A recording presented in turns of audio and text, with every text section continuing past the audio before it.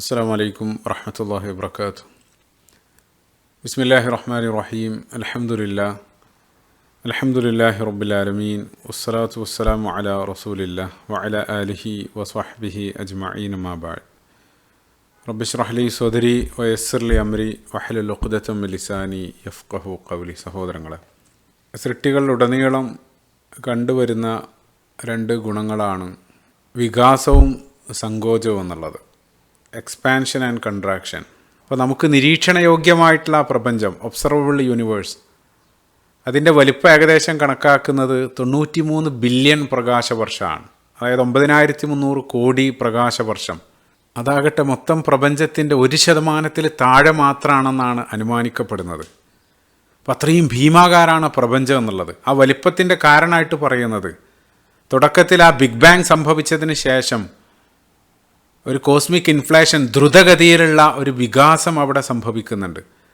അതായത് വളരെ കുറഞ്ഞ ഫ്രാക്ഷൻ ഓഫ് സെക്കൻഡ്, ആ ചെറിയ സമയത്തിനുള്ളിൽ നമുക്ക് ഒരിക്കലും ഇമാജിൻ ചെയ്യാൻ കഴിയാത്ത, ഊഹിക്കാൻ പറ്റാത്ത വിധം 10⁻26 എന്നുള്ള തോതിൽ, അതായത് 10 ശേഷം 26 പൂജ്യട്ട ഒരു സംഖ്യ, അത്രയും മടങ്ങ് ആ വികാസം, എക്സ്പാൻഷൻ അവിടെ സംഭവിച്ചു എന്നുള്ളതാണ്. ഒരു ആറ്റം, ഒരു ഗാലക്സിയുടെ അത്ര വലുപ്പം എന്നുള്ള തോതിൽ വലിയ തോതിലുള്ള ആ വികാസമാണ് ഇന്നുള്ള ആ പ്രപഞ്ചത്തിൻ്റെ വലിപ്പത്തിൻ്റെ കാരണമായിട്ട് അവർ പറയുന്നത്.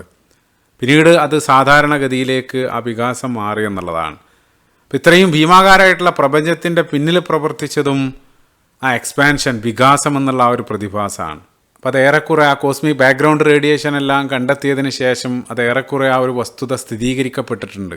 പിന്നീട് കോടാനുകോടി നക്ഷത്രങ്ങളും അത് ഉൾക്കൊള്ളുന്ന ആ ഗാലക്സികളെല്ലാം രൂപപ്പെടുകയാണ്. അപ്പം നമ്മുടെ ഭൂമിയിലെ മണൽത്തരികളേക്കാൾ നക്ഷത്രങ്ങൾ പ്രപഞ്ചത്തിലുണ്ടെന്നാണ് പറയപ്പെടുന്നത്. ഇപ്പം നക്ഷത്രങ്ങളുടെ ആ രൂപീകരണം, ആ സ്റ്റെല്ലാർ ഫോർമേഷൻ, ഇവല്യൂഷൻ നമ്മൾ പരിശോധിക്കുന്ന സമയത്ത് അത് മനുഷ്യർക്ക് സമാനമായിട്ട് വ്യത്യസ്ത ജീവിത ഘട്ടങ്ങളിലൂടെ അത് കടന്നു പോകുന്നുണ്ട്. അപ്പോൾ നമ്മൾ ബാല്യം, കൗമാരം, യുവത്വം, ശൈശവം, ഇതേ രൂപത്തിലുള്ള വ്യത്യസ്ത ഘട്ടങ്ങൾ നമ്മുടെ ജീവിതത്തിൽ പിന്നിടുന്നത് പോലെ തന്നെ നക്ഷത്രവും അതിൻ്റെ ആ ഒരു ജീവിതത്തിലുടനീളം വ്യത്യസ്ത ഘട്ടങ്ങളിലൂടെ അത് പരിണമിക്കുന്നുണ്ട്.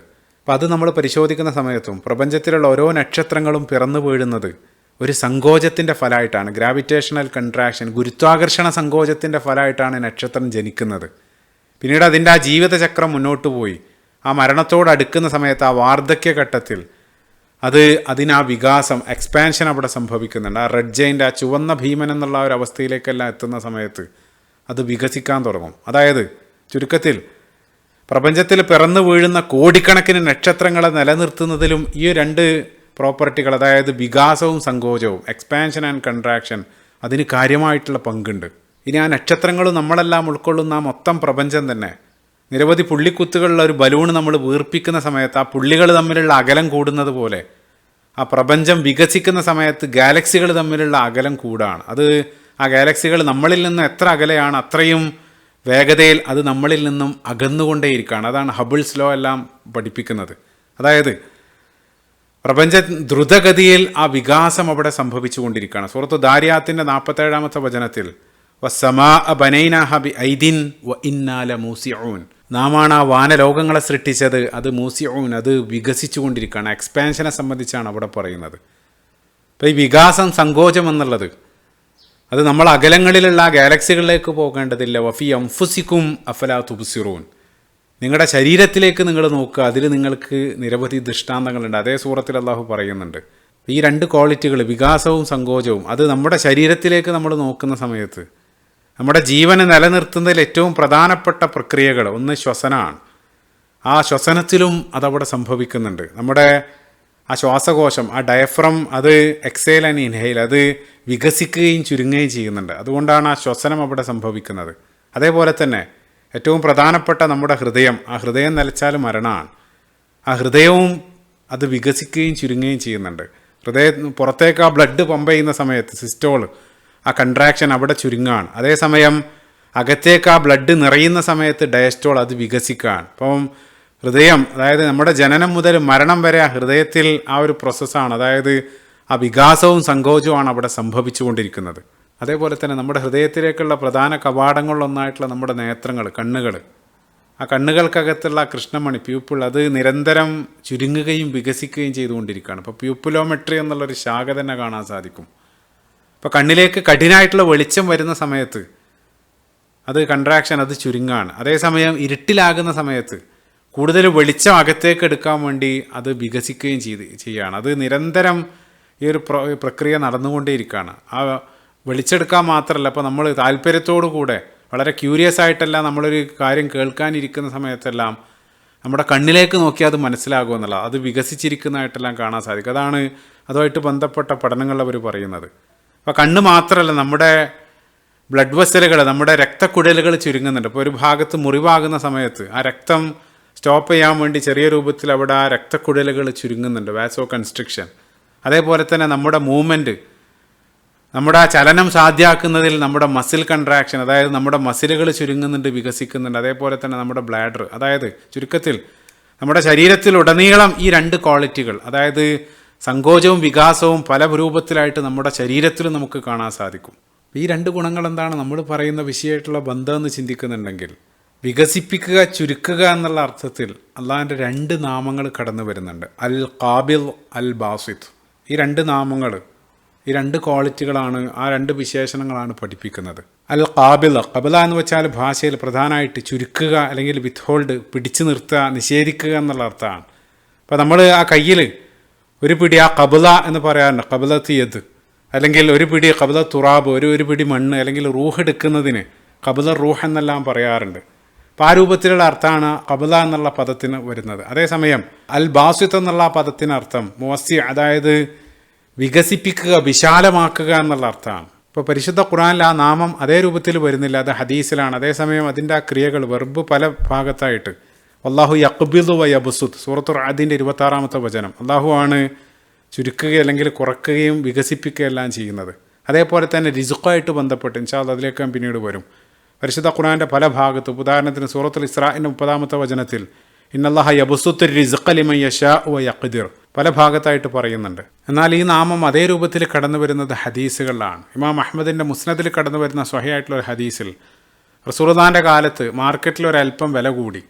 അപ്പോൾ അനുചരന്മാർ റസൂലുള്ളാഹിനോട് വന്ന് പരാതി പറയുന്നുണ്ട്, ഗലസ്യർ യാ റസൂലുള്ളാഹ്. എന്നിട്ട് അവർ റസൂലുള്ളാഹിനോട് വില നിശ്ചയിക്കാൻ വേണ്ടി, യാ റസൂലുള്ളാഹ് ലൗ സഅർത, നിങ്ങൾ വില നിശ്ചയിക്കണമെന്ന് റസൂലുള്ളാഹിനോട് പറഞ്ഞ സമയത്ത് റസൂലുള്ളാഹ് മറുപടിയായിട്ട് പറയുന്നുണ്ട്, ഇന്നല്ലാഹ ഹുവൽ ഖാലിഖ് അൽ ഖാബിൽ അൽ ബാസിത്ത് അർ റാസിഖ് അൽ മുസഇർ. ഈ ഒരു ഹദീസിൻ്റെ വിശദീകരണം വേറെയാണ്, ഞാൻ അതിലേക്ക് പോകുന്നില്ല. പക്ഷേ ഈ രണ്ട് നാമങ്ങൾ അതേ രൂപത്തിൽ അവിടെ കാണാം, അൽ ഖാബിൽ അൽ ബാസിത്ത്. ഇപ്പോൾ ഇവിടെ ഈ ഒരു ഹദീസിലും പരിശുദ്ധ ഖുർആൻ്റെ പല ഭാഗങ്ങളിലും അള്ളാഹിൻ്റെ ഈ ഒരു വിശേഷണം റിസ്ഖുമായിട്ട്, ഉപജീവനമായിട്ട് ചേർത്ത് പറയുന്നുണ്ട്. അള്ളാഹു ആണ് വിശാലമായിട്ടുള്ള ഉപജീവനം നൽകുന്നത്, ചില ആളുകൾക്ക് അത് ചുരുക്കുന്നതും അള്ളാഹു ആണ്. നേരത്തെ പറഞ്ഞ സൂറത്തുൽ ഇസ്രാഇൻ്റെ 30-ാമത്തെ വചനം, അള്ളാഹു യബ്സുത്തു റിസ്ഖ ലിമൻ യശാ വ യഖ്ദിർ. അള്ളാഹുവാണ് ആ ഉപജീവനം അവനുദ്ദേശിക്കുന്ന ആളുകൾക്ക് വിശാലമാക്കുന്നത്, ചില ആളുകൾക്ക് അത് ഇടുങ്ങിയതാക്കുകയാണ്. അപ്പോൾ വിശാലമായിട്ടുള്ള ഉപജീവനം അത് ഏറ്റവും വലിയൊരു അനുഗ്രഹമാണ്. അതിനുവേണ്ടി നമുക്ക് പ്രാർത്ഥിക്കാം. റിസ്ഖൻ വാസിഅ, ഹലാലായിട്ടുള്ള വിശാലമായിട്ടുള്ള ഉപജീവനം അത് ഏതൊരാളും ഇഷ്ടപ്പെടുന്നതാണ്. അതേസമയം ചില സമയത്ത് ഇപ്പോൾ നമ്മൾ ആഗ്രഹിച്ചതല്ല അതേ രൂപത്തിൽ ലഭിക്കുകയാണെങ്കിൽ അത് ഗുണത്തേക്കാളേറെ ദോഷം ചെയ്യുമെന്നുള്ളതാണ്. അപ്പോൾ ചില സമയത്ത് ആ ഖബല, അതായത് ആ ഞെരുക്കത്തിലൂടെയും നമ്മൾ പോകേണ്ടതുണ്ട്, എങ്കിൽ മാത്രം ആ വിശാലതയാകുന്ന ഒരു അനുഗ്രഹത്തിൻ്റെ വാല്യൂ നമ്മൾ അറിയുമെന്നുള്ളതാണ്. അതായത് രാത്രി ഉണ്ടെങ്കിലേ പകലിൻ്റെ വില അറിയൂ, അല്ലെങ്കിൽ രോഗം വരുന്ന സമയത്ത് മാത്രമാണ് ആരോഗ്യത്തിൻ്റെ വില അറിയാമെന്നുള്ളത് പോലെ അള്ളാഹു ഈ രണ്ട് എക്സ്പീരിയൻസിലൂടെയും, അതായത് ചില സമയത്ത് ആ ഞെരുക്കത്തിലൂടെ നമ്മളെ കൊണ്ടുപോകും, ചില കാര്യങ്ങൾ നമ്മളെ പഠിപ്പിക്കാൻ വേണ്ടി. ഇപ്പോൾ ഈ പാരൻറ്റിങ്ങിലെല്ലാം കൗൺസിലിംഗ് ചെയ്യുന്ന ആളുകൾ അവർ പ്രധാനപ്പെട്ട ഒരു പാഠമായിട്ട് നൽകുന്നത്, കുട്ടികൾ ആഗ്രഹിക്കുന്നതെല്ലാം, ആവശ്യപ്പെടുന്നതെല്ലാം അപ്പടി അതേ രൂപത്തിൽ നൽകരുത്, അത് അവരിൽ അർഹതാബോധം, എൻറ്റൈറ്റിൽമെൻറ്റ് വളർത്തുക എന്നുള്ളത്. അതായത് എല്ലാം എനിക്ക് അവകാശപ്പെട്ടതാണ്, അതവന് പിന്നീട് കിട്ടാതെ വരുന്ന സമയത്ത് അവന് വാശി പിടിക്കും എന്നുള്ളത്, അതല്ലെങ്കിൽ കൂടുതൽ വേണമെന്നുള്ള ആ ചിന്ത, അവർക്ക് ആഗ്രഹങ്ങളും ആവശ്യങ്ങളും തമ്മിലുള്ള ആ വ്യത്യാസം പിന്നീട് മനസ്സിലാക്കാൻ കഴിയാതെ വരും എന്നുള്ളത്. അത്തരം കുട്ടികളിൽ ഉത്തരവാദിത്വ ബോധം അല്ലെങ്കിൽ സ്വയം പര്യാപ്തതയെല്ലാം വളർത്തിയെടുക്കാൻ അങ്ങേയറ്റം പ്രയാസപ്പെടേണ്ടി വരുമെന്നുള്ളതാണ്. അപ്പോൾ അവിടെ ഒരു പാരൻ്റ് എന്നുള്ള നിലയ്ക്ക് നമ്മൾ സ്നേഹത്തോടു കൂടി ആത്മാർത്ഥമായിട്ടായിരിക്കും നൽകുന്നത്, പക്ഷേ വിപരീത ഫലമാണ്, നൽകാതിരിക്കലാണ് അവിടെ നൽകുന്നത്, നൽകുക വഴി നശിപ്പിക്കുകയാണ് ചെയ്യുന്നത് എന്നുള്ളതാണ്. ഒരു പണ്ഡിതൻ പറഞ്ഞ ഉപമ ഓർക്കുന്നുണ്ട്, നിങ്ങൾ ഐസിൽ മനോഹരമായിട്ടുള്ളൊരു പ്രതിമ കൊത്തിയുണ്ടാക്കി പിന്നീട് അത് അലിഞ്ഞു പോകുന്നതിനെ സംബന്ധിച്ച് നിങ്ങൾ പരാതി പറയല്ല എന്നുള്ളതാണ്. അതായത് ആ പാരൻറ്റിങ് കുട്ടികളെ വളർത്തുന്ന സമയത്ത് ഇതേ രൂപത്തിലുള്ള സ്ട്രിക്റ്റ് ആയിട്ടുള്ള കഠിനമായിട്ടുള്ള ചില കാര്യങ്ങൾ നമ്മൾ അപ്ലൈ ചെയ്യേണ്ടി വരുമെന്നുള്ളതാണ്. അപ്പോൾ ഞാനിത് പറയാനുള്ള കാരണം, നമ്മുടെ വിഷയമായിട്ടുള്ള ബന്ധം എന്താണെന്ന് വെച്ചാൽ, ആളുകൾ ആഗ്രഹിക്കുന്ന രൂപത്തിൽ ആ റിസ്ക് എല്ലാ ആളുകൾക്കും നൽകിയിരുന്നെങ്കിൽ അത് ഗുണത്തേക്കാളേറെ ദോഷം ചെയ്യുമെന്നുള്ളതാണ്. അപ്പോൾ ചില ആളുകൾക്ക് ചില സമയത്ത് ആ ഖബല, അതായത് ആ ഞെരുക്കങ്ങളിലൂടെ അവർ കടന്നു പോകേണ്ടി വരും. അത് അവരെ തർബിയത്തിന് അല്ലെങ്കിൽ ദുനിയാവിനും ആഖിറത്തിനും ഖൈറായിരിക്കും എന്നുള്ളതാണ്. ഓർക്കുന്നത് ചില ചരിത്രകാരന്മാർ മുഫസ്സിറുകളെല്ലാം സൂചിപ്പിച്ച ഒരു ചരിത്ര ഉദ്ധരണി ഹദീസ് എന്നുള്ള നിലക്ക് വീക്കാണ്, പക്ഷേ അതിലുള്ള പാഠം സ്വീകാര്യമാണ്. റസൂലുള്ളാഹിൻ്റെ കാലത്ത് ഒരാൾ സമ്പത്ത് അധികരിക്കാൻ വേണ്ടി പ്രാർത്ഥിക്കാൻ വേണ്ടി റസൂലുള്ളാഹിനോട് ആവശ്യപ്പെടുകയാണ്. അപ്പോൾ റസൂലുള്ളാഹി അതിനെ നിരുത്സാഹപ്പെടുത്തി. അയാൾ വീണ്ടും നിർബന്ധിച്ച സമയത്ത് അവസാനം റസൂലുള്ളാഹി അയാൾക്ക് വേണ്ടി പ്രാർത്ഥിച്ചു. ഒരല്പം കഴിഞ്ഞപ്പോൾ അയാൾക്ക് ആ സമ്പത്തിൻ്റെ ആ ഒരു ആധിക്യം, അയാൾക്ക് ഒരുപാട് സമ്പത്ത് വർദ്ധിച്ചു. അതോടുകൂടെ അയാൾ ആ മതകാര്യങ്ങളിൽ നിന്നെല്ലാം പിന്നീട് അകന്നു പോകാൻ തുടങ്ങി. ആ പള്ളിയിൽ കൃത്യമായിട്ട് വരാതെ ആ രൂപത്തിൽ അയാൾ ദുനിയാവിലേക്ക് പിന്നീട് സമ്പൂർണ്ണമായിട്ട് ലയിച്ചു ചേർന്നു എന്നുള്ളതാണ്. അപ്പോൾ ചില സമയത്ത് ആ സമ്പത്തിലുള്ള ആധിക്യം അതെല്ലാ അർത്ഥത്തിലും നമുക്ക് ആത്യന്തികമായിട്ട് അപകടമാവും. നമ്മുടെ ആഖിറത്തിന് അത് അപകടമായിട്ട് മാറും. അപ്പോൾ ആർക്ക് ഏത് സമയത്ത് എപ്പോൾ നൽകണം എന്നുള്ളത് അൽ ബാസിത്ത് അൽ ഖാബിദായിട്ടുള്ള അള്ളാഹുവിനെ അറിയാം. അത് ഏത് സമയത്ത് വിശാലാക്കണം, ഏത് സമയത്ത് അത് ഞെരുക്കണം എന്നുള്ളത്. ആളുകളെല്ലാം ആഗ്രഹിച്ച രൂപത്തിൽ അതേ രൂപത്തിൽ അള്ളാഹു എല്ലാ ആളുകൾക്കും വിശാലാക്കി നൽകിയിരുന്നെങ്കിൽ അത് ഭൂമിയിൽ വലിയ അപകടം ചെയ്യുമെന്ന് അള്ളാഹു പറയുന്നുണ്ട്. സൂറത്ത് ശൂറയുടെ 27-ാമത്തെ വചനത്തിൽ വലവു ബസത്ത, അതേ പദം, വലവു ബസത്ത അള്ളാഹു റിസ്ഖ ലി ഇബാദിഹി ലബഗൗ ഫിൽ അർദ്. അള്ളാഹു അവൻ്റെ അടിയാന്മാർക്ക് അവരാഗ്രഹിക്കുന്ന അതേ രൂപത്തിൽ വിശാലമാക്കി കൊടുത്തിരുന്നെങ്കിൽ ഭൂമിയിൽ മുഴുവൻ കുഴപ്പമായിരിക്കും. അതേസമയം വലാകിൻ യുനസ്സിലു ബിഖദരി മാ യശാ, അള്ളാഹു അവൻ ഉദ്ദേശിക്കുന്ന രൂപത്തിൽ ആ തോത് അവനാണ് കണക്കാക്കുക എന്നുള്ളതാണ്. അതേസമയം നമ്മൾ ആഗ്രഹിച്ചത് അതേ രൂപത്തിൽ ലഭിക്കുന്നത് അത് ഈ ലോകത്തല്ല, അത് മരണാനന്തര ജീവിതത്തിലാണ്. സ്വർഗത്തെ സംബന്ധിച്ച് പറഞ്ഞ സമയത്ത് ലഹും മാ യശാഊന ഫീഹ വലദൈനാ മസീദ്, അവിടെ ആഗ്രഹിച്ച അതേ രൂപത്തിൽ തന്നെ ലഭിക്കും. അതേസമയം ഭൂമിയിൽ അത് അള്ളാഹിൻ്റെ യുക്തിപ്രകാരമാണ് അവനത് നൽകുന്നത് എന്നുള്ളതാണ്. ചുരുക്കത്തിൽ അൽ ഖാബിലായിട്ടുള്ള അള്ളാഹു ചില സമയത്ത് നമ്മുടെ ഉപജീവനത്തിന് നൽകുന്ന ഞെരുക്കം അത് അവൻ്റെ കാരുണ്യമായേക്കാം. അതേ സമയത്ത് അൽ ബാസിത്തായിട്ടുള്ള അള്ളാഹു ചില ആളുകൾക്ക് ആ ഉപജീവനം വിശാലാക്കി കൊടുക്കുന്നത് അതൊരു പക്ഷേ ശിക്ഷയായേക്കാം എന്നുള്ളതാണ്. അതായത് ആ ഉപജീവനത്തിൻ്റെ ആധിക്യം അത് സദാസമയത്തും അനുഗ്രഹം ആയിക്കൊള്ളണമെന്നില്ല, ചില സമയത്ത് ശിക്ഷയായിട്ടും അള്ളാഹു നൽകുക എന്നുള്ളതാണ്. ഇപ്പോൾ സൂറത്ത് തൗബയുടെ 85-ാമത്തെ വചനത്തിൽ വലാ തുഅ്ജിബുക അംവാലുഹും വ ഔലാദുഹും ഇന്നമാ യുരീദുല്ലാഹു അൻ യുഅദ്ദിബഹും ബിഹാ ഫി ദുനിയ. അപ്പോൾ നമ്മൾ ഭയപ്പെടേണ്ടതായിട്ടുള്ള ഒരായത്താണ്. ശത്രുക്കളായിട്ടുള്ള അള്ളാഹു ഇഷ്ടപ്പെടാത്ത ആളുകൾ അവർക്ക് ലഭിച്ച ധാരാളം സ്വത്തുക്കളും സന്താനങ്ങളും എല്ലാം കണ്ടിട്ട് നിങ്ങൾ ആശ്ചര്യപ്പെടേണ്ടതില്ല, അതുവഴി അള്ളാഹു അവരെ ശിക്ഷിക്കാനാണ് ഉദ്ദേശിക്കുന്നതെന്ന് അള്ളാഹു പറയുകയാണ്. അപ്പോൾ ആ ഒരു വിശാലത എന്നുള്ളത് അവിടെ ശിക്ഷയാണ്. അപ്പോൾ പരിശുദ്ധ ഖുർആൻ തന്നെ സൂറത്തുൽ ഖസസിൽ അള്ളാഹു ഖാറൂനെ സംബന്ധിച്ച് പറയുന്നുണ്ട്. ധാരാളമായിട്ട് വിശാലമായിട്ട് ആ ഉപജീവനം ലഭിച്ച വ്യക്തിയാണ് അയാൾ. അത് വെച്ച് അഹങ്കരിച്ച സമയത്ത് ആ നാട്ടിലുള്ള ആളുകൾ യാ ലൈത ലനാ മിസ്ലമാ ഊതിയ ഖാറൂൻ, അയാൾക്ക് ലഭിച്ചതെല്ലാം ഞങ്ങൾക്കും ലഭിച്ചിരുന്നെങ്കിലെന്നെല്ലാം ആഗ്രഹിച്ചു. അവസാനം ഫഖസഫ്ന ബിഹി വബിദാരിഹിൽ അർള്, അള്ളാഹിൻ്റെ ആ ശിക്ഷ വന്ന ആ ഭൂമി അയാളെ വിഴുങ്ങിയ സമയത്ത് ആ നാട്ടിലുണ്ടായിരുന്ന അതുവരെ അയാളെപ്പോലെ ആയിരുന്നെങ്കിലെന്ന് ആഗ്രഹിച്ചിരുന്ന ആളുകളെല്ലാം നെടുവീർപ്പിട്ടുകൊണ്ട് അവർ പറയുന്നുണ്ട് 82-ാമത്തെ വചനത്തിൽ യഖൂലൂന വൈക അന്നല്ലാഹു യബ്സുത്തു റിസ്ഖ ലിമൻ യശാഉ മിൻ ഇബാദിഹി വയഖ്ദിർ. അവിടെയും ആ പദം കാണാൻ സാധിക്കും. അള്ളാഹു ആണ് ആ ഉപജീവനം കുടുസും വിശാലമാക്കുന്നത്. നമുക്ക് അയാളെപ്പോലെ ആ ഖാറൂനെ പോലെ വിശാലമാകാതിരുന്നത് എത്ര ഭാഗ്യം, അതല്ലെങ്കിൽ നമ്മളും ആ ശിക്ഷയിൽ അകപ്പെട്ടു പോയേനെന്ന് ആ നാട്ടുകാർ പരിതപിക്കുന്നുണ്ട്.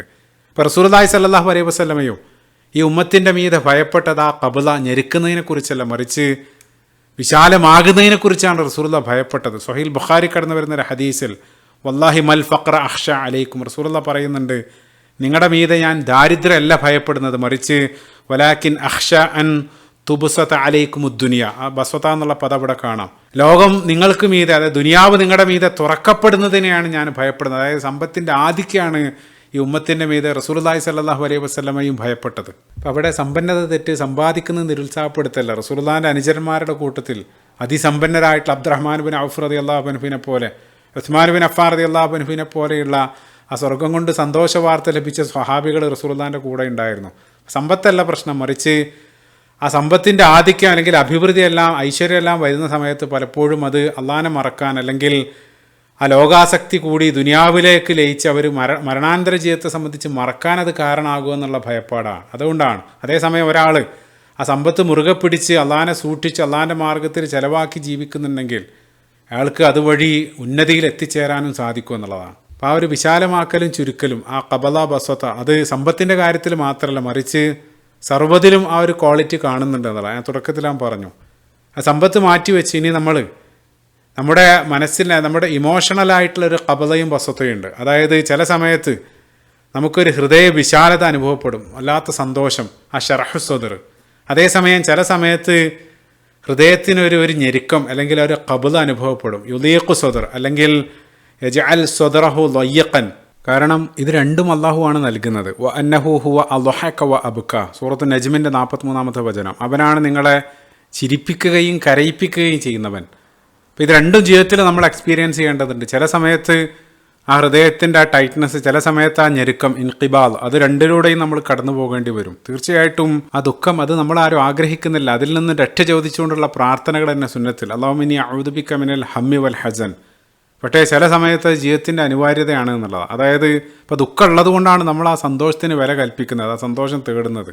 അപ്പോൾ ഇന്ന് നമുക്കറിയാം സോഷ്യൽ മീഡിയ യുഗത്തിൽ ഹൈലൈറ്റ് റീലുകളെല്ലാം കാരണം എന്നൊരു ഇല്യൂഷൻ ഓഫ് ഹാപ്പിനെസ്, അതിലെല്ലാവരും ഹാപ്പിയാണ്. ആ രൂപത്തിലൊരു ഇല്യൂഷൻ സൃഷ്ടിക്കപ്പെടുകയാണ്. ദുഃഖം ഏറ്റവും നെഗറ്റീവായിട്ടാണ് കാണുന്നത്. ഇപ്പോൾ ജസ്റ്റ് ഒന്ന് ഗൂഗിൾ ചെയ്താൽ ബെനിഫിറ്റ് ഓഫ് സാഡ്നെസ്, നമ്മുടെ ദുഃഖത്തിൻ്റെ ഗുണങ്ങളെ സംബന്ധിച്ച് നമ്മൾ പരിശോധിക്കുകയാണെങ്കിൽ ആ ദുഃഖത്തിൽ നിരവധി കാരുണ്യമുണ്ട് എന്നുള്ളതാണ്. അപ്പോൾ നമ്മൾ ആ ദുഃഖങ്ങളിലൂടെ കടന്നു പോകുന്ന സമയത്താണ് നമ്മുടെ ഹൃദയത്തിൽ ആ കാരുണ്യം, അതേപോലെ തന്നെ എമ്പതി, ഇതേ രൂപത്തിലുള്ള വികാരങ്ങളെല്ലാം അതിൻ്റെ വളർച്ചയ്ക്ക് ഈ ദുഃഖം അനിവാര്യമാണ് എന്നുള്ളത്. അതേപോലെ തന്നെ നമ്മുടെ ആത്മപരിശോധന, തെറ്റുതിരുത്താൻ, ആത്മീയ വളർച്ചയ്ക്കെല്ലാം ആ ദുഃഖം അനിവാര്യമാണ്. അതേപോലെ തന്നെ ഇപ്പോൾ ന്യൂറോ സയൻസിലുള്ള പഠനങ്ങൾ അവർ പറയുന്നുണ്ട്, നമ്മൾ ഒരാൾ ദുഃഖത്തിലൂടെ കടന്നു പോകുന്ന സമയത്ത് നമ്മുടെ മസ്തിഷ്കത്തിലുള്ള ചില ന്യൂറോ ട്രാൻസ്മിറ്ററുകൾ, നോറെഫിനെഫ്രിൻ, അതേപോലെ തന്നെ സിറോട്ടോണിൻ, ഇതേ രൂപത്തിലുള്ള കെമിക്കലുകൾ, അതിൻ്റെ ലെവൽ അങ്ങേയറ്റം താഴുക എന്നുള്ളതാണ്. അപ്പം അതിൻ്റെ ലെവൽ താഴുന്ന സമയത്ത് നമുക്ക് ശാരീരികമായിട്ടുണ്ടാകുന്ന മാറ്റങ്ങൾ, നമുക്ക് കൂടുതലൊരു കാര്യത്തിൽ ഫോക്കസ് ചെയ്യാൻ കഴിയില്ല. അതേപോലെ തന്നെ അറ്റൻഷൻ കുറയും, കോൺസെൻട്രേഷൻ എല്ലാം നമുക്ക് കുറയും എന്നുള്ളതാണ്. ചില സമയത്ത് ജീവിതത്തിൽ അതും അനിവാര്യമാണ്. സദാസമയത്ത് നമ്മൾ ഫോക്കസ് ചെയ്ത് ശ്രദ്ധയിൽ മാത്രമല്ല, ചില സമയത്ത് ബ്രെയിനൊരു പവർ സേവിങ് മോഡായിട്ട് ഇത് ഉപയോഗിക്കുന്നുണ്ട് എന്നുള്ളതാണ്. അതേപോലെ തന്നെ മറ്റൊരു പ്രധാനപ്പെട്ട ബെനിഫിറ്റായിട്ട് അവർ പറയുന്നത് feeling disconnected to the world. നമുക്ക് ഈ ദുനിയാവിനോടുള്ള ഭ്രമം കുറയും എന്നുള്ളതാണ്. ചുറ്റുപാടുള്ള കാര്യങ്ങളോടെല്ലാം ഒരു താല്പര്യം കുറയും. അതേപോലെ തന്നെ ലോ സെൽഫ് എസ്റ്റീം, അതായത് നമ്മുടെ ആത്മവിശ്വാസം കുറയും എന്നുള്ളതാണ്. അതായത് എല്ലാത്തിനും ഞാൻ മതി, എൻ്റെ കഴിവ് അത് തന്നെ ധാരാളമാണ്, ആ രൂപത്തിലുള്ള അമിതമായിട്ടുള്ള തോന്നൽ. ഇപ്പോൾ പറയാറുണ്ട് ആത്മവിശ്വാസത്തിൻ്റെ അഹങ്കാരത്തിൻ്റെ ഇടയിൽ ചെറിയൊരു നേർവരമ്പ് മാത്രമാണ്, ആ രൂപത്തിലാണ്. പലപ്പോഴും നമ്മൾ ആ അതിര് കടക്കുന്ന സമയത്തല്ല, നമ്മളൊന്ന് റീസെറ്റ് ചെയ്യാൻ വേണ്ടി ഇത്തരത്തിലുള്ള ദുഃഖങ്ങൾ വരുന്ന സമയത്ത് എനിക്ക് എൻ്റെ പോരായ്മകളെ സംബന്ധിച്ചുള്ള ബോധ്യം, അതേപോലെ തന്നെ അമിതമായിട്ടുള്ള ദുനിയാവിനോടുള്ള ഭ്രമം, അതിൽ നിന്നെല്ലാം ഒന്ന് അകന്നു നിൽക്കുന്ന സമയത്ത് അത് എത്രത്തോളം ആത്മീയ വളർച്ചയ്ക്ക് ഒരാളെ സഹായിക്കുന്നുണ്ട് എന്നുള്ളത് ചിന്തിച്ച് നോക്കുക. പലരും ഇത്തരത്തിലുള്ള ആ താഴ്ന്ന പോയിന്റിലാണ് അവർ ആത്മീയത കണ്ടെത്തുന്നത്, അല്ലെങ്കിൽ ദൈവത്തിലേക്കെല്ലാം തിരിച്ചെത്തുന്നതെല്ലാം ഇത്തരം സാഹചര്യങ്ങളൂടെ കടന്നു പോകുന്ന സമയത്താണ്. അതേപോലെ തന്നെ അവർ പറയുന്നത് ഇത്തരം സാഹചര്യങ്ങളൂടെ കടന്നു പോകുന്ന സമയത്ത് അവർ സോഷ്യലൈസ് ചെയ്യാൻ ഇഷ്ടപ്പെടില്ല എന്നുള്ളത്. അതായത് മറ്റുള്ള ആളുകളോട് ഇടപഴകാനും സംസാരിക്കാനും അവർ ആ സമയത്ത് താല്പര്യപ്പെടില്ല എന്നുള്ളതാണ്. അപ്പോൾ ലൗകികമായിട്ടുള്ള ദുനിയാവിനോടുള്ള ഭ്രമെല്ലാം വിട്ട് ഏകാന്തമായിട്ട് ഇരിക്കാനുള്ള ഒരു സന്ദർഭം കൂടെയാണ്. അപ്പോൾ പറയാറുണ്ട് ഡിസ്കണക്ട് ടു കണക്ട്, മറ്റുള്ളതിൽ നിന്നെല്ലാം ഡിസ്കണക്ട് ചെയ്ത് സൃഷ്ടാവുമായിട്ട് കണക്ട് ചെയ്യാനുള്ള ഒരവസരം. അപ്പോൾ നമുക്കറിയാം ഹൽവ എന്നുള്ള, അതായത് വിശ്വാസിയെ സംബന്ധിച്ചിടത്തോളം അവൻ്റെ ജീവിതത്തിൽ ഏറ്റവും അനിവാര്യമായിട്ടുള്ള ഒരു ഘടകമാണ് ഹൽവ, അതായത് അള്ളാഹുവുമായിട്ടുള്ള ചില ഏകാന്ത സമയങ്ങൾ. അതിനാണ് രാത്രി നമസ്കാരം, ഇഅ്തികാഫ്, അതേപോലെ തന്നെ മുറാഖബ, ഇതെല്ലാം അതാണ് പഠിപ്പിക്കുന്നത്. അപ്പം അതിനുള്ളൊരു സാഹചര്യം കൂടെയാണ് ഇത്തരം സന്ദർഭങ്ങളിലൂടെ കടന്നു പോകുന്നത്. അപ്പോൾ പണ്ഡിതന്മാർ പറയാറുണ്ട്, നിങ്ങൾ കടന്നുപോയൊരു ദുഃഖം, ആ ഹൃദയത്തിൻ്റെ ഞെരുക്കം, അത് അള്ളാഹുവുമായിട്ട് നിങ്ങൾ അടുപ്പിച്ചിട്ടുണ്ടെങ്കിൽ അതൊരിക്കലും ഒരു ദുഃഖമല്ല, അത് നിങ്ങൾക്ക് ലഭിച്ച ഏറ്റവും വലിയൊരു അനുഗ്രഹമായിരുന്നു എന്ന് നിങ്ങൾ തിരിച്ചറിയണം എന്നുള്ളതാണ്. ഇനി അവസാനമായിട്ട് ഈ 2 നാമങ്ങൾ നമ്മൾ നിത്യജീവിതത്തിലേക്ക് അപ്ലൈ ചെയ്യുന്ന സമയത്ത് എല്ലാം വിശാലമാക്കുന്നത് അള്ളാഹുവാണ്. അപ്പോൾ എന്തെങ്കിലും ഒരു കുടുസ് നമ്മുടെ ജീവിതത്തിലേക്ക് വരുന്ന സമയത്ത് എല്ലാം വിശാലമാക്കുന്ന അൽ ബാസിത്തായിട്ടുള്ള അള്ളാഹുവിലേക്ക് നമ്മൾ കൈ ഉയർത്തുക എന്നുള്ളതാണ്. റസൂലുള്ളാഹി സ്വല്ലല്ലാഹു അലൈഹി വസല്ലം സുന്നത്തിൽ പഠിപ്പിച്ച മനോഹരമായിട്ടുള്ളൊരു പ്രാർത്ഥനയുണ്ട്. ഉഹുദിൻ്റെ ദിനം റസൂലുള്ളാഹി സ്വല്ലല്ലാഹു അലൈഹി വസല്ലം അത് പ്രാർത്ഥിക്കുന്നുണ്ട്. അല്ലാഹുമ്മ ലാ ഖാബിദ ലിമാ ബസത്ത വലാ ബാസിത ലിമാ ഖബൽത വലാ ഹാദിയ ലിമാ അദ്ലൽത വലാ മുദില്ല ലിമൻ ഹദൈത വലാ മുഅതിയ ലിമാ മനഅത വലാ മാനിഅ ലിമാ അതീത. ആ രൂപത്തിൽ തുടങ്ങുന്ന ഒരു പ്രാർത്ഥന. ആ പ്രാർത്ഥനയുടെ ആരംഭത്തിൽ ഇപ്പോൾ നമ്മൾ അള്ളാഹിനോട് പറയുന്നത്, ഓ അള്ളാഹ്, നീ വിശാലമാക്കിയതിനെ കുടിസാക്കുന്ന മറ്റൊരാളില്ല, നേരെ തിരിച്ചും നീ കുടിസാക്കിയ ഞെരുക്കിയ ഒരു കാര്യത്തെ വിശാലമാക്കുന്നവനായിട്ടും മറ്റൊരാളില്ല. സമാനമായിട്ടുള്ള ആശയമാണ് നമ്മൾ ദിനേന നമസ്കാരാനന്തരം പറയാറുള്ള അല്ലാഹുമ്മ ലാ മാനിഅ ലിമാ അതൈത വലാ മുഅതിയ ലിമാ മനഅത. ഈ ഒരു പ്രാർത്ഥനയിലും ആ പദങ്ങൾ കടന്നു വരുന്നുണ്ട്. ഓ അല്ലാഹ്, നീ നൽകുന്നത് തടയുന്നവനായിട്ടൊരാളില്ല, നീ തടഞ്ഞൊരു കാര്യത്തെ മറ്റൊരാൾക്കും നൽകാനും സാധ്യമല്ല. അപ്പോൾ ഈ ഒരു പ്രാർത്ഥനയുടെ ആരംഭത്തിലും ഈ രണ്ട് മഹത്തായിട്ടുള്ള നാമങ്ങൾ അൽ ഖാബിദ് അൽ ബാസിത്ത് അതവിടെ കാണാൻ സാധിക്കും. അപ്പോൾ നമ്മുടെ ജീവിതത്തിൻ്റെ ഏത് മേഖലയിലും, അത് ശാരീരികമാകട്ടെ, മാനസികമാകട്ടെ, സാമ്പത്തികമാകട്ടെ, അവിടെയെല്ലാം ആ ഒരു ഞെരുക്കം, ആ കുടിസ്, ഇൻഖിബാദ് അത് അനുഭവപ്പെടുന്ന സമയത്ത് എല്ലാത്തിനെയും വിശാലമാക്കുന്ന അൽ ബാസിത്തായിട്ടുള്ള അള്ളാഹുവിലേക്ക് നമ്മൾ കൈ ഉയർത്തുക എന്നുള്ളതാണ്. വർഷങ്ങൾക്ക് മുമ്പ് ഒരു പണ്ഡിതൻ പങ്കുവെച്ചൊരു അനുഭവം ഓർക്കുന്നുണ്ട്. അദ്ദേഹത്തിൻ്റെ ഒരു സുഹൃത്ത്, അദ്ദേഹം പണ്ഡിതനാണ്. ഹറമിൽ ഇഅ്തികാഫിരിക്കുന്ന സമയത്ത് റമദാനിലോ മറ്റാണ്, വലിയ തിരക്കാണ്, വെള്ളിയാഴ്ച ദിവസമാണ്. അപ്പോൾ അദ്ദേഹത്തിന് ബാത്റൂമിൽ പോകാനുള്ള ആ രൂപത്തിലുള്ളൊരു ഫീലിംഗ് വന്നു. തീർച്ചയായിട്ടും അത്തരത്തിലുള്ള ഫീലിംഗ് ഉണ്ടാകുന്ന സമയത്ത് നമസ്കാരം അതെല്ലാം വിലക്കിയതാണ്, അതല്ല വിഷയം. ഇവിടെ പറയുന്നത് എന്താണെന്ന് വെച്ചാൽ, അദ്ദേഹം പോയി കഴിഞ്ഞാൽ പിന്നീട് തീർച്ചയായിട്ടും അദ്ദേഹത്തിന് തിരിച്ച് കടക്കാൻ പറ്റില്ല. നമുക്ക് ഹറമിൽ പോയ ആളുകൾക്കറിയാം, നമസ്കാരത്തോട് അടുത്ത സമയത്ത് അല്ലെങ്കിൽ കൂടുതൽ തിരക്കുണ്ടാകുന്ന സമയത്തെല്ലാം അവരത് ബ്ലോക്ക് ചെയ്യും. പോയി കഴിഞ്ഞാൽ പിന്നീട് തിരിച്ചു വരാൻ പറ്റില്ല. അപ്പോൾ ആ ഒരു ഫീലിംഗ് തോന്നിയ ഉടനെ അദ്ദേഹം അള്ളാഹുവിലേക്ക് കൈ ഉയർത്തി അള്ളാഹിൻ്റെ ഒരു നാമം വെച്ച് അള്ളാഹിനോട് ആവർത്തിച്ച് പ്രാർത്ഥിച്ചു എന്നുള്ളതാണ്. പിന്നീട് അദ്ദേഹം പറയാണ്, ആ നമസ്കാരം കഴിയുന്നത് വരെ എനിക്ക് ആ രൂപത്തിലൊരു ഫീലിങ്ങേ പിന്നീട് അനുഭവപ്പെട്ടില്ല എന്നുള്ളതാണ്. അപ്പോൾ ഈ പണ്ഡിതൻ ചോദിച്ചു, നിങ്ങൾ ഏത് നാമം വെച്ചാണ് പ്രാർത്ഥിച്ചത്? അപ്പോൾ അദ്ദേഹം പറഞ്ഞത്, ഞാൻ അള്ളാഹിൻ്റെ അൽ ഖാബിദ് എന്നുള്ള ആ ഒരു നാമം വെച്ചായിരുന്നു ചോദിച്ചത് എന്നുള്ളതാണ്. അപ്പോൾ ഈ രൂപത്തിലാണ് അള്ളാഹിൻ്റെ നാമങ്ങൾ നമ്മൾ ആഴത്തിൽ അറിയുന്ന സമയത്ത് ജീവിതത്തിൽ ഓരോ സാഹചര്യത്തിലും, നമ്മൾ കടന്നു പോകുന്ന ഓരോ സാഹചര്യത്തിലും അള്ളാഹിനെ കണ്ടെത്താനും അള്ളാഹിനോട് വിളിച്ച് തേടാനെല്ലാം അത്തരം നാമങ്ങൾ നമ്മളെ ഉപകരിക്കും എന്നുള്ളത്. അതിനു വേണ്ടിയിട്ടാണ് നമ്മൾ ഈ നാമങ്ങൾ ആഴത്തിൽ പഠിക്കുന്നത്. അപ്പോൾ അത്തരത്തിൽ അള്ളാഹിൻ്റെ ആ നാമങ്ങളിലൂടെ അവൻ അടുത്തറിയാനുള്ള സൗഭാഗ്യം നമുക്ക് ഏവർക്കും നൽകുമാറാകട്ടെ. ആമീൻ. അല്ലാഹുമ്മ നവ്വിർ ഖുലൂബനാ ബിനൂരി മഅരിഫതിക് റബ്ബനാ ആതിനാ ഫിദ്ദുനിയാ ഹസന വഫിൽ ആഖിറതി ഹസനതൻ വഖിനാ അദാബന്നാർ റബ്ബനാ തഖബ്ബൽ മിന്നാ ഇന്നക അൻത സമീഉൽ അലീം വതുബ് അലൈനാ ഇന്നക അൻത തവ്വാബുർ റഹീം. അസ്സലാമു അലൈക്കും വറഹ്മത്തുള്ളാഹി വബറകാതുഹു.